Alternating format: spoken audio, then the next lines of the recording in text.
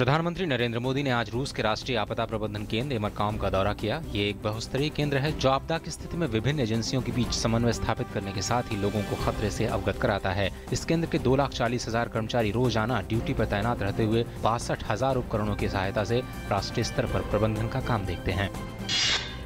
रूस के राष्ट्रपति व्लादिमीर पुतिन ने प्रधानमंत्री नरेंद्र मोदी को महात्मा गांधी की डायरी का एक पन्ना भेंट किया, जिसमें बापू के लिखे नोट्स थे। साथ ही बंगाल की 18वीं सदी की एक तलवार भी भेंट की, जिस पर चांदी की कलाकारी बनी हुई है।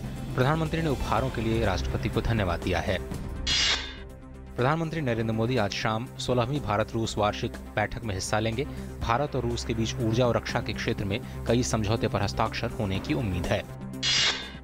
केंद्रीय गृह मंत्री राजनाथ सिंह ने मानव तस्करी को रोकने, आपदा प्रबंधन और स्वच्छता अभियान सहित विभिन्न क्षेत्रों में सेवाओं के लिए सशस्त्र सीमा बल की सराहना की है। राजनाथ सिंह ने एसएसबी के स्थापना दिवस के मौके पर परेड की सलामी ली। साथ ही मानव तस्करी पर एक पुस्तक का भी विमोचन किया।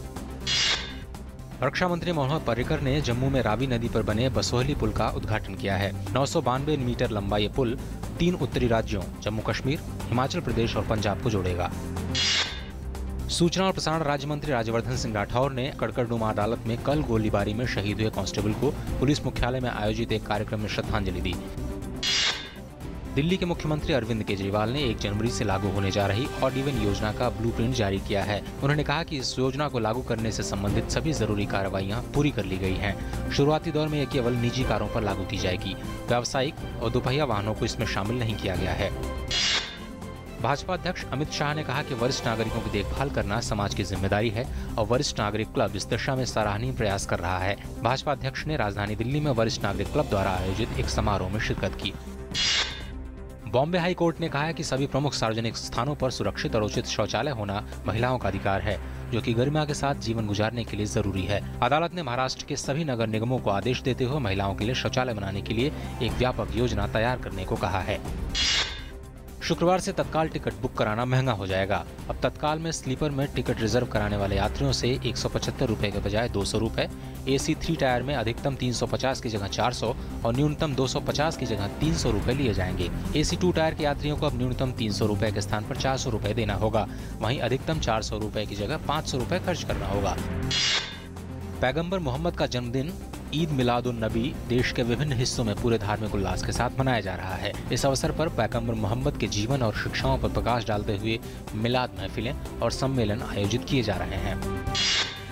केरल के 3 लोगों को सऊदी अरब में उनके नियोक्ताओं द्वारा कथित तौर पर पीटे जाने की खबरों के बीच विदेश मंत्री सुषमा स्वराज ने ट्वीट कर कहा है कि पीड़ित लोगों को पुलिस सुरक्षा दी गई है और इस मामले में सऊदी अरब स्थित भारतीय दूतावास से रिपोर्ट मांगी गई है। रिपोर्ट्स के मुताबिक एक प्लेसमेंट एजेंसी ने केरल के 3 लोगों को नौकरी का झूठा वायदा करके सऊदी अरब भेज दिया, जहाँ उनके नियोक्ताओं ने उन पर कथित तौर पर हमला किया।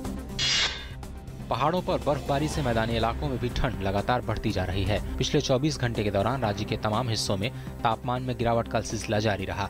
कानपुर में सबसे कम तापमान 1 डिग्री सेल्सियस रिकॉर्ड किया गया। मुरादाबाद में सर्दी की वजह से स्कूल 3 जनवरी तक बंद कर दिए गए हैं। जम्मू कश्मीर के कई शहरों में पारा 0 से नीचे जा चुका है। घने कोहरे के चलते मैदानी इलाकों में रेल, सड़क और हवाई यातायात बाधित हुआ है।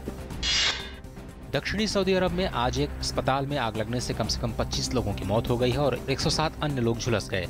नागरिक रक्षा एजेंसी ने ट्विटर पर कहा कि आग दक्षिणी सऊदी अरब स्थित जजान जनरल हॉस्पिटल के गहन चिकित्सा कक्ष और जच्चा बच्चा केंद्र में लगी।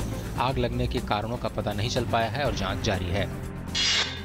बीसीसीआई के अध्यक्ष शशांक मनोहर की अगुवाई में 3 सदस्यीय अनुशासन पैनल आज मुंबई में बैठक कर रहा है। बैठक में क्रिकेटर अंजीत चंदीला और हिकेन शाह के भविष्य पर फैसला होगा, जिन पर 2013 और इस साल IPL मैच फिक्स करने के प्रयास करने का आरोप है।